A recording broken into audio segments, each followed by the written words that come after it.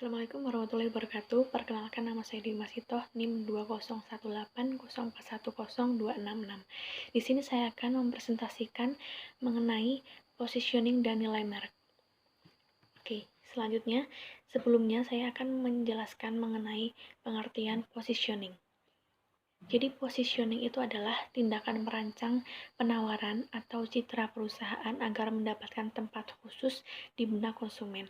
Menurut Kotler dan Keller, positioning itu adalah pengaturan produk untuk menduduki tempat yang jelas, berbeda, dan diinginkan dibanding produk pesaing di benak konsumen. Selanjutnya, positioning itu terdapat prosedur-prosedur, yaitu menentukan produk pasar yang relevan, mengidentifikasi pesaing, pendataan kebutuhan pelanggan, menentukan standar evaluasi, membuat perceptual map, mengidentifikasi kesenjangan posisi, merencanakan dan melaksanakan strategi positioning, dan yang terakhir memantau posisi. Tujuan dari positioning itu adalah yang pertama, untuk menempatkan produk-produk di pasar yang berbeda dengan produk pesaing. Yang kedua, untuk memosisikan produk sehingga dapat menyampaikan beberapa hal pokok kepada para pelanggan. Yang ketiga, untuk mencapai hasil yang diharapkan. Yang keempat adalah menciptakan keyakinan pelanggan terhadap merek yang ditawarkan. Selanjutnya ada strategi pemasaran. Jadi strategi pemasaran ini menggunakan produk life cycle atau siklus hidup produk. Jadi yang dimaksud siklus hidup produk itu adalah suatu grafik yang menggambarkan riwayat produk sejak diperkenalkan ke pasar sampai dengan ditarik dari pasar. Menurut Kotler dan Armstrong, daur hidup produk atau yang disingkat menjadi PLC itu adalah perjalanan penjualan dan laba suatu produk selama masa hidupnya. Hal tersebut, siklus hidup produk ini meliputi 5 tahap yang berbeda, yaitu pengembangan produk, pengenalan, pertumbuhan, kedewasaan, dan penurunan. Berikut adalah grafik dari PLC atau Product Life Cycle. Oke, kita akan membahas satu persatu. Jadi tahapan dari siklus hidup produk itu yang pertama ada tahap pengenalan. Pelopor pasar mendapatkan keunggulan terbesar seperti mudah diingat namanya, menetapkan atribut kelas produk, dan menangkap lebih banyak pengguna. Namun hal tersebut bukan hal yang pasti. Yang kedua ada tahap pertumbuhan. Tahap pertumbuhan ini dilihat dari peningkatan yang pesat pada penjualan. Beberapa strategi yang diterapkan yaitu memperbaiki kualitas, menambah model baru, memasuki segmen baru, menetapkan harga, dan meningkatkan cakupan distribusi. Yang ketiga ada tahap kedewasaan. Pada tahap ini terbagi menjadi 3 fase, yaitu pertumbuhan yang mulai menurun, kestabilan, dan kedewasaan terkikis, seperti tingkat penjualan absolut yang menurun.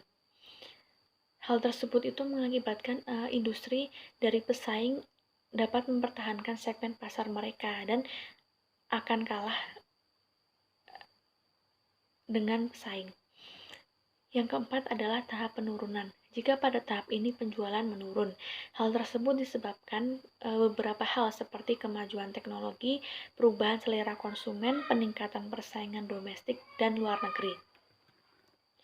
Berikut adalah contoh dari produk life cycle. Jadi, contoh dari produk life cycle yaitu teh botol sosro. Jadi yang pertama ada tahap perkenalan. Teh botol sosro pada tahap ini itu mulai dipasarkan dalam jumlah yang besar walaupun jumlah penjualannya belum tinggi. Teh botol masa itu tampil sebagai produk teh siap minum pertama yang dijual di pasaran dengan kemasan botol kaca. Sejarah dari pemilihan kemasan botol ini karena anak-anak sekolah dulu tuh biasa membawa minum teh yang kemudian ditempatkan dalam botol. Promosi terus digencarkan agar konsumen tertarik akan produk yang ditawarkan, namun biaya untuk promosi tidaklah sedikit, butuh biaya yang besar untuk mempromosikan produk baru kepada masyarakat.